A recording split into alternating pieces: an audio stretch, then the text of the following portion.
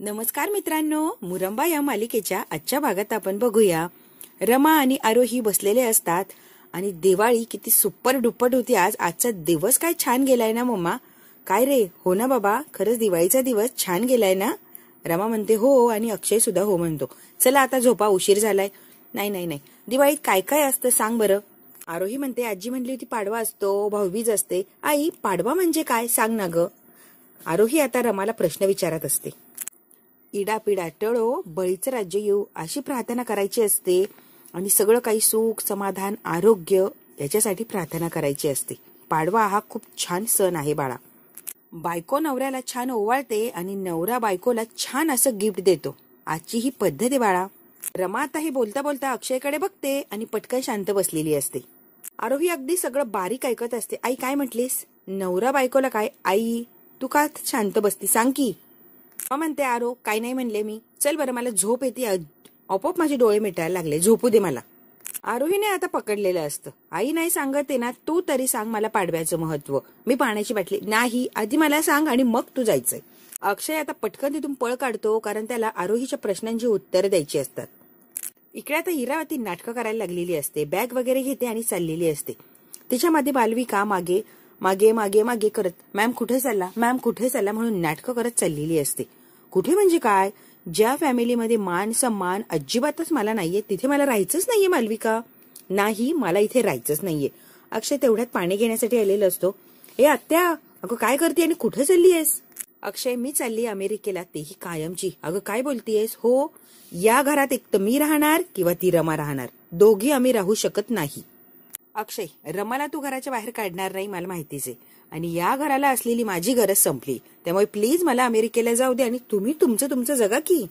अक्षय म्हणतो आत्या, मुळात मी कोण आहे तिला घराबाहेर काढणारा? तिचंच घर आहे ना हे, मग मी कसं म्हणणार जा? मुळात आता तू जायला काय कारण झालंय सांग बरं. असं काय घडलंय की लगेच बॅग वगैरे भरून चाललीये? काय कारण आहे हे तू मला विचारतोय? कित्येक महिने घरात काय चाललंय तुला दिसत नाहीये का? आणि वरून मला विचारतोय की काय झालंय तुला? प्रत्यक्ष रमाचा काही एक संबंध नाहीये. मला वाईट, मला चुकीचं ठरवलं जातंय या घरात. मी एवढं करूनही मला कोणी विचारत नाही. ती रमा येते आणि सगळे हक्क अधिकार गाजवायला लागते. आणि अक्षय तू मला विचारतोय तुला काय झालंय? लक्ष्मीपूजनाला सुद्धा तिला बसवण्याची काही एक गरज नव्हती, तरी बसवलंच ना. पण असू दे, मला काही सहन होत नाहीये, त्यामुळे मला इथे राहायचंच नाहीये. अक्षय, मला सगळ्या गोष्टींचा त्रास होतोय आणि मला शांतता हवीये, म्हणूनच मी इथून जाण्याचा निर्णय घेतलाय. प्लीज मला जाऊ दे. अक्षय आता इरावतीचा हात पकडतो आणि तू कुठेही जाणार नाहीये सत्या, प्लीज, तुला माझी शपथ आहे. इकडे आता बाहेर त्यांचा तमाशा चाललेला असतो आणि आतमध्ये आरोहीने रमाला पक्क पकडलेलं असतं की पाडव्याविषयी महत्व सांग म्हणजे सांग. नवरा बायकोचं काय तू मला सांगच आता. बायको नवऱ्याला ओवाळते, मग नवरा छानसं असं गिफ्ट देतो आपल्या बायकोला. कळालं? ओवाळलं की गिफ्ट द्यायचं असतं. पाडवा नवरा बायकोचा सण असतो, एवढंच, बाकी काही नाही. म्हणजे बाबा तुला गिफ्ट देणार? वाव. रमा म्हणते आरू मला काही एक माहित नाही आणि प्लीज बाबालाही विचारू नको, त्याचं तो बघेल काय करायचंय. आणि आता उशीर झालाय, आपल्याला झोपणं गरजेचं आहे, प्लीज. आरोहीला बळजबरीने झोपायला लावलेलं असतं. मांडीवर घेते रमा. आई बाबा तुला काय गिफ्ट देणार? ड्रेस देणार की साडी की जीन्स टी शर्ट? नाही नाही नाही नाही, साडीच देऊ दे, साडीच देऊ दे. रमा म्हणते झोप ना ग आरू, का त्रास देतीये? लास्ट यांनी 2 रिबीन गिफ्ट केल्या होत्या त्या अजूनही आहे माझ्याकडे. रमा आता मनातल्या मनात विचार करते, हे उद्या गिफ्ट देतील का? त्यांच्याकडे पैसेच नसतील, मी का आग्रह करू किंवा त्यांच्याकडून अपेक्षा ठेवू? आरोही समोर काहीतरी द्यायलाच हवं. आरोहीला वाईट वाटायचं. इरावती इकडे आता नाटकं करून थकलेली असते आणि आता थांबायचं कौतुक करते. तू शपथ घातली ना अक्षय, म्हणून थांबले, नाही तर मी थांबणार नव्हत्या. इरावती म्हणते मला सुद्धा तुझ्याकडून एक वचन हवंय. अक्षय म्हणतो अगं आत्या कसलं वचन बिचन, पण जाऊ दे, तुला हवं ते करीन मी, तू सांग. तुला हवं ते करीन, फक्त तू इथून जाऊ नको. नक्की? हो. आता हात समोर करते इरावती आणि म्हणते उद्या सकाळी जायचं आणि सोनाराकडून 2 अंगठ्या घेऊन यायच्या सोन्याच्या. अक्षय म्हणतो कशासाठी हव्यात ह्या खर्च आणि अंगठ्या कोणाला आणायच्यात? तुझ्यासाठी आणि मालविकासाठी अंगठ्या हव्यात. आता अक्षयला धक्का बसलेला असतो आणि मालविकाला खूप असा आनंद झालेला असतो. इरावती अक्षयला हात समोर घेऊन म्हणते की उद्या पाडव्याच्या मुहूर्तावर तुझी आणि मालविकाची एंगेजमेंट करायची आहे मला. अक्षयला आता खरंच जबर धक्का बसलेला असतो की हिने अचानक ही काय मागणी केली. अक्षय म्हणतो आत्या हे. लगेच इरावती म्हणते मालविका आत्ता कोणाला काय सांगायचं नाहीये, गुपित ठेवायचंय, डायरेक्ट सगळ्यांना सरप्राईज द्यायचंय, कळतंय ना? उद्या सकाळी तू आणि मालविकाने जायचं आणि दोघांच्या पसंतीच्या अंगठ्या घेऊन यायच्या. पुढचं मी बघून घेईन. संध्याकाळी सगळे रेडी झाले की सरप्राईज द्यायचं. कळालं? तुला मी याआधी सुद्धा सांगितलं होतं की तुला पार्टनरची गरज आहे आणि तुझ्यापेक्षा आरोहीला जास्ती गरज आहे. तुझ्यासाठी आरोहीसाठी तुला हे लग्न करायलाच लागणार आहे. अक्षय, मालविकाशी लग्न करायला तू तयारही झाला होता. रमा पुन्हा या घरात आल्यामुळे सगळं काही विस्कळीत झालं. तुझी घालमेल, तुझी द्विधा मनस्थिती सगळंच काही बिघडत गेलं आणि तुला पक्का काही निर्णय घेताच आला नाही. त्यामुळे सगळा काही गोंधळ, भांडण, वादविवाद चाललाय. सगळ्यात महत्वाचं अक्षय, तुला होणारा त्रास, आरोहीला होणारा त्रास हा मला बघवतच नाहीये. सगळ्याची मुक्तता करायची आहे मला या त्रासातून. म्हणूनच हा महत्वाचा निर्णय घेतलाय आणि प्लीज लवकरात लवकर तो करायचा सुद्धा आहे. इरावती म्हणते या घरात माझं काही एक ऐकलं जात नाहीये. घरच्यांची फडफड होतीये फक्त. एवढं तरी ऐक माझं अक्षय प्लीज. इरावतीने अजूनही समोर हात पकडलेला असतो. त्याच्याकडून वचन घ्यायचं असतं. आत्ताच म्हटलं ना अक्षय, आत्ता तू म्हणशील ते ऐकायला तयार आहे. मग काय रे, तू जर आत्ता वचन दिलं नाही तर मला खरंच असं वाटेल की या घराला माझी गरज नाही आणि कोणाला माझी किंमत नाही. चल असू दे, येते मी. आत्या आत्या थांब, जाऊ नको. इमोशनल ब्लॅकमेल केलेलं असतं अक्षयला आणि वचन घेतलेलं असतं ह्या इरावतीने.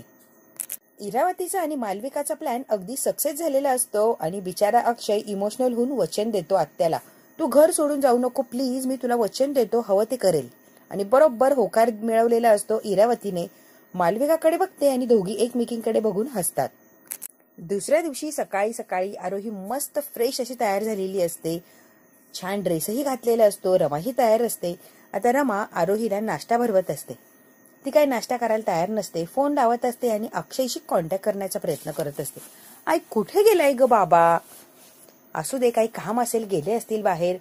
जोपर्यंत बाबा येत नाही किंवा त्याशी कॉन्टॅक्ट होत नाही तोपर्यंत मी नाश्ता करणार नाही. आणि प्लीज आई तू मला सारखं सारखं म्हणू नको. रमा म्हणते अरू बेटा हट्ट पुरे करा. तू आता खा म्हणजे खा. बाबा कधी येणार, काय काम आहे आपल्याला काय माहिती. मग इतक्या वेळ कशी उपाशी राहणार? मी खाणार नाहीये. बाळा प्लीज हट्ट करू नको. बाबा कुठे गेलाय मला खरंच माहित नाहीये. येईल ना बाबा मग बोल की तू. खाऊन घे बरं प्लीज. आता प्रेमाने तिला भरवतेच. पहिला घास भरवलेला असतो तेवढ्यात काय अक्षय येतो. आरोही आता त्याला बघते. बाबा आनंदाने लगेच त्याच्याकडे पळत जाते. अरे बाबा सकाळपासून कुठे होतास? किती फोन करत होते, तू माझा फोनही उचलला नाही आणि काही कॉन्टॅक्टही केलं नाही. काय रे बाबा? अक्षय नाराजच असतो. अगं काही नाही, छोटंसं काम होतं ना म्हणून गेलो होतो बाळा. बाबा मला माहिती की आईसाठी पाडव्याचं गिफ्ट आणायला गेला होता ना तू. अक्षय आता रमाकडे बघतो आणि रमा अक्षयकडे बघायला लागलेले असतात. आरोहीने हा का प्रश्न विचारलाय? आरोही म्हणते बाबा मला माहिती की नवरा आणि बायकोचा सण आहे आज. नवरा बायकोला गिफ्ट देतो. मला सगळं माहितीये बाबा.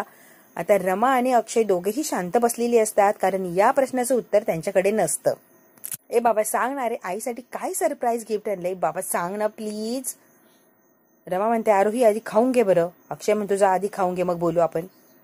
अक्षयने अंगठी डब्बी आणलेली असते आणि ती डबी तो बरोबर ड्रॉवर उघडून गुपचूप तिथे ठेवतो की आरोही बघणार नाही, मग काही प्रश्नाचे उत्तर द्यायलाच लागणार नाही. तिथे ठेवून तो आता निवांत उभा राहिलेला असतो. अक्षय जेव्हा ड्रॉवर मध्ये अंगठी ठेवत होता तेव्हा ते रमाने बघितलेलं असतं. रमा म्हणते अरे, मागे बघते आणि परत समोर बघून घेते. रमा काही बोलत नाही. अक्षय म्हणतो अरे माझी ती बाहेर राहिलं तेवढं आलोच मी घेऊन. म्हणून अक्षय आता बाहेर गेलेला असतो. आरोही म्हणते आई थांब, बाबा का गेलाय जरा बघूनच येते. म्हणून बाबाच्या मागे आरोही खाता खाता पळून गेलेली असते. आता रमाही उठते आणि अक्षय गेला की काय चेक करते. रमा पटकन ड्रॉवर उघडून तो बॉक्स हातात घेते. बघते तर काय त्यामध्ये अंगठी. आता रमा ती अंगठी बघतच थांबलेली असते. तिला खूप असे प्रश्न पडलेले असतात. अंगठी कुणासाठी कशासाठी आणली असेल अक्षयने. रमा आता अंगठी माझ्यासाठी आणलीये हाच विचार करत असते, पाडव्याचं गिफ्ट म्हणून. रमाला खूप असा आनंद झालेला असतो की सगळं काही विसरून फायनली माझ्यासाठी त्याने गिफ्ट आणलंय. म्हणजे एक छानशी सुरुवात तर नक्कीच होणार. तिच्या मनात आता वेगवेगळे विचार यायला लागलेले असतात. अंगठी हातात घेऊन ती विचार करतच असते. तेवढ्यात काय आरोही परत माघारी आलेली असते आणि हिच्या हातात अंगठी बघते. अंगठी हातात घेते आणि जोरात नाचायला लागलेली असते, उड्या मारते. बाबांनी तुझ्यासाठी अंगठी आणली आहे ना बघ, पाडव्याचं गिफ्ट आणलंय बाबाने तुझ्यासाठी. रमा म्हणते हो हो हो शांत बस, आरडाओरडा करू नको प्लीज. हळू बोल ना बेटा, नक्की कुणासाठी आणली आपण बघितलंय का? नाही ना, मग माझ्यासाठी आणली असं कसं म्हणायचं?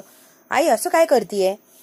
आरोही जेव्हा अक्षयच्या माघारी पळत आलेली असते तेव्हा तो हॉलमध्ये बसलेला असतो आणि मोबाईलमध्ये काहीतरी बघत असतो. तेव्हा आरोही लांब उभी राहते आणि म्हणते बाबाला सरळ विचारायला हवं की आईसाठी काही गिफ्ट वगैरे आणलंय का. मोबाईलमध्ये तो अंगठीचाच फोटो बघत असतो तेव्हा आरोही गुपचूप बघते. बाबा आईला अंगठी गिफ्ट करायचा प्लॅन करतो की काय. इकडे रमाला येऊन सांगते की सगळं काही बघितलंय. तो मोबाईलमध्ये फोटो बघत होता अंगठीचा आणि तो तुला अंगठी गिफ्ट करण्याचाच विचार करत होता. मी गुपचूप बघून आलीये, माझ्यावर विश्वास ठेव, ही अंगठी तुझ्यासाठीच आणलीये बाबाने. रमा म्हणते आरोही बेटा मला हे पटतच नाहीये, माझा विश्वासच बसत नाहीये की यांनी अंगठी माझ्यासाठी आणलीये म्हणून. आरोही म्हणते माझ्यावर विश्वास ठेव, तुझ्यासाठी आणलीये मी सांगतेय ना. पटकन त्या बॉक्स मधली अंगठी काढते आणि जबरदस्तीने रमाला बेडवर बसवते. तुझ्यासाठी आणली आणि तुझ्या साईजची एक आपण बघूया. प्लीज आरोही, बाबाने सरप्राईज म्हणून आणली असेल तर आपण अशी घालण्यात अर्थ नाहीये ना. नको ना आरोही प्लीज. आरोही काही एक ऐकत नाही आणि रमाच्या बोटामध्ये ती अंगठी घालून देते. त्याने दिल्यावर घालूया की असं म्हणता म्हणता ती अंगठी तिने घातलेलीही असते आणि आनंदाने उड्या मारायला लागते. बघ अंगठी परफेक्ट बसली, तुझ्या साईजची. मी म्हणत होते तुला तुझीच आहे म्हणून, तरी नको नको म्हणत होती. अगं दुसरं कोणासाठी आणणार आहे बाबा, तुझ्यासाठीच आणलीये बाबा. रमा आता अंगठी काढायचा प्रयत्न करते. मी काढून बॉक्समध्ये ठेवते, बाबा जेव्हा देईल तेव्हा मी घालेल परत. सरप्राईज राहिलं पाहिजे ना. रमा आता अंगठी काढण्याचा प्रयत्न करते. अंगठी काय निघायला तयारच नसते. मी काढते बघ, मी काढते म्हणून अगदी जबरदस्तीने काढायला जाते. आरोही अगं तोडशील माझं बोट. म्हटलं होतं ना नको घालू, पण ऐकायचंच नसतं. नेहमी आगाऊपणा करायचा असतो. आता बघ ते निघत नाहीये, करू काय. रमा आता अंगठी काढण्याचा खूप प्रयत्न करते पण ती अंगठी काय निघायला तयारच नसते. शेवटी ती डब्बी ड्रॉवर मध्ये ठेवते आणि आरोहीला घेऊन पटकन बाहेर गेलेली असते रमा घाईघाईने. रमा आरोहीला घेऊन किचन मध्ये आलेली असते. तिच्या बोटांवर तेल टाकते आणि अंगठी काढण्याचा प्रयत्न करते. तरीही ती अंगठी निघत नसते, इतकी काही जाम बसलेली असते. आरोही म्हणते थांब थांब थांब. ती लिक्विड आणते आणि ते लिक्विड टाकते. त्या लिक्विडने सुद्धा ती अंगठी निघायला तयार नसते. काय गरज होती ग जबरदस्तीने अंगठी घालण्याची, नको म्हणले होते ना मी. बघ बरं निघतीये का ते. आता दोघीही परेशान झालेले असतात. अंगठी काढण्याचा प्रयत्न करता करता अंगठी काय बाहेर निघायला तयार नसते. ती बोटात इतकी फिक्स बसलेली असते की ती निघतच नाही. रमाला खूप टेन्शन आलेलं असतं की अक्षयला आता उत्तर काय द्यायचं. बाबा इतका चिडणाऱ्याने हे कळाल्यावर आता मला खरंच टेन्शन यायला लागलं या. अगं आई नको टेन्शन घेऊ, तुझ्यासाठीच आणलीये बाबाने, काय एवढी टेन्शन घेतीये. आरोही म्हणते बघ की बाबाने काय परफेक्ट मापाची अंगठी आणली आहे ना. वाव. रमा म्हणते शांत बस, आता तरी शांत बस आरोही तू. दोघींचा अंगठी काढण्याचा प्रोग्राम चाललेला असतो. तेवढ्यात काय तिथे इरावती आलेली असते. इरावतीला बघतात आणि अगदी शांत उभे राहिलेले असतात. काही एक बोलत नाही किंवा काही तिच्या समोर करतही नाही. ते आता यांच्याकडे बघते. इरावती आता पाण्याची बॉटल भरते. काय करतेस इथे. काय नाही, मला भूक लागली आहे ना, मग आई काहीतरी खायचं बनवतीये मला. रमा आता किचन मध्ये उभीच असते. तेवढ्यात राणीने डब्बे वगैरे आणलेले असतात आणि किचन ओट्यावर ठेवते. इरावती मॅम, एक माणूस आला आणि हे डब्बे ठेवून गेला. इरावती म्हणते ठीक आहे. रमा म्हणते राणी कशाचे डब्बे ग, म्हणजे तुम्हाला अक्षय भाऊनी काही बी सांगितलं नाही. रमा मॅडम आपल्या घरात आज काही बी स्वयंपाक बनणार नाहीये. का. दुपारचं आणि रातचं जेवण बाहेरूनच ऑर्डर केलंय. रमा म्हणते हो पण का. आज काय खास आहे राणी. आरोही म्हणते हे बघ मला काय माहित नाही काय खास वगैरे, पण समजा अक्षय भाऊंनी पाठवले काहीतरी असणार म्हणूनच पाठवलं असणार ना. इरावती म्हणते ठीक आहे, असेल अक्षयच्या मनात काहीतरी आणि दिवाळी म्हणून पाठवलं असेल त्याने काहीतरी चेंज. इरावती म्हणते संध्याकाळी पार्टी आहे ना त्यासाठी जेवण बोलवलं असेल. राणी म्हणते वय वय संध्याकाळी काहीतरी मोठं असं सांगणार आहे अक्षय भाऊ. तुमच्याशी बोलताना ऐकले होते की मी. इरावती राणीवर रडते कशाला ग, नको त्या गोष्टी चोरून चोरून ऐकतेस, काय घाणेरडी सवय तुला ही. राणी म्हणते नाही हो मी कुठे काय चोरून ऐकलंय. इरावती अपमान करते गब्बस. एक ते चोरून ऐकायचं वरून बोचकपणा करायचा. मलाही माहित नाही अक्षयच्या डोक्यात काय चाललंय. सीमा बाहेर आता ओरडत असते की माझी बाहुली सापडत नाहीये, माझी बाहुली सापडत नाही आणि घर अगदी डोक्यावर घ्यायला लागलेली असते. इरावती म्हणते ए बाई दे तिला बाहुली सापडून, नाही तर डोकं बधीर करून टाकायची ती. राणी आता पटकन गेलेली असते सीमाला तिची बाहुली सापडून द्यायला. इरावती म्हणते आहे की फ्रीज मध्ये खाण्यासारखं, नसेल खायचं तर दिलगी करून ही. आणि इरावती तिथून निघून गेलेली असते. इरावती गेल्यावर आरोही आता रमाच्या जवळ येते आणि म्हणते आई बाबा खूप मोठं सरप्राईज देणार आहे असं वाटतंय.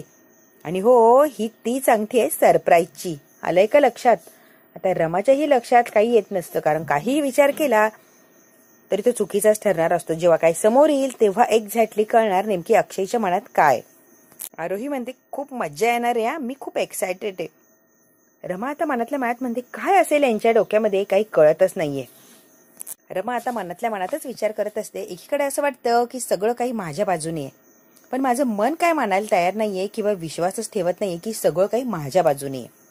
नक्कीच काहीतरी गडबड असणार आहे, शोधायला लागणार. इकडे आता इरावती आणि मालविका साड्या समोर टाकून बसलेले असतात आणि साड्या चॉईस करत असतात. कार्यक्रमाला आता कुठची साडी नेसायची.